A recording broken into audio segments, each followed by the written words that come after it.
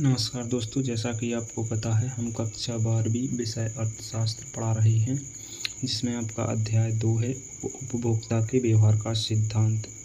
इससे पहले हमने इस अध्याय में उपयोगिता को पढ़ लिया है, गणनावाचक उपयोगिता और क्रमवाचक उपयोगिता। क्रमवाचक उपयोगिता के अंतर्गत आपको अंधिमान वक्र मिलेगा कि हम सबसे पहले जानेंगे कि अंधिमान वक्र की परिभाषा क्या है और एवं इसकी विशेषताएँ। ठीक है, तो चलिए हम सबसे पहले अंधिमान वक्र की परिभाषा को जान लेते हैं।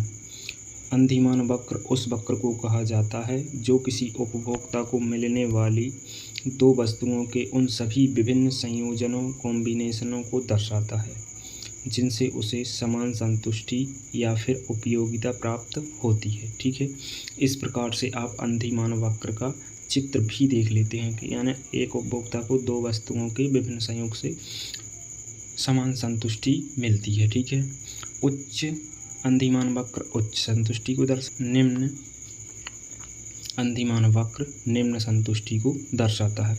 यानी मूल बिंदु के जो भी अंधिमान वक्र पास में होगा वो उसकी संतुष्टि निम्न होगी और जो दूर होगा उसकी संतुष्टि अधिक होगी। ठीक है, चलिए हम इसकी विशेषताओं को भी जान लेते हैं कि अंधिमान वक्र की आखिर विशेषताएं क्या हैं।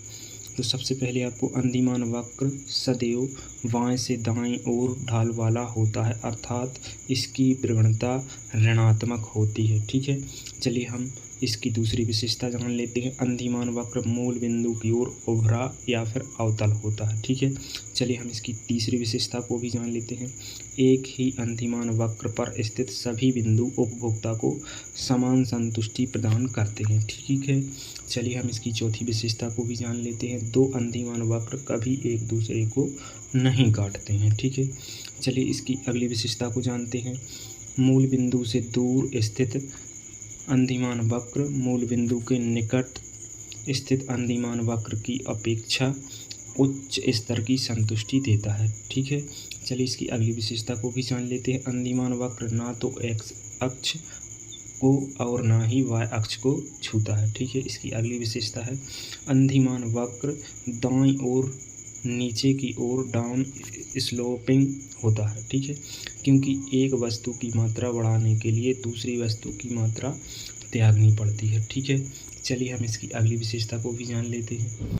उच्च स्तर संतुष्टि स्तर वाले अंधिमान वक्र मूल बिंदु से बाहर दाईं ओर होते हैं और निचले संतुष्टि स्तर वाले वक्र भीतर की ओर होते हैं। ठीक है, चलिए हम इसकी लास्ट विशेषता को भी जान लेते हैं।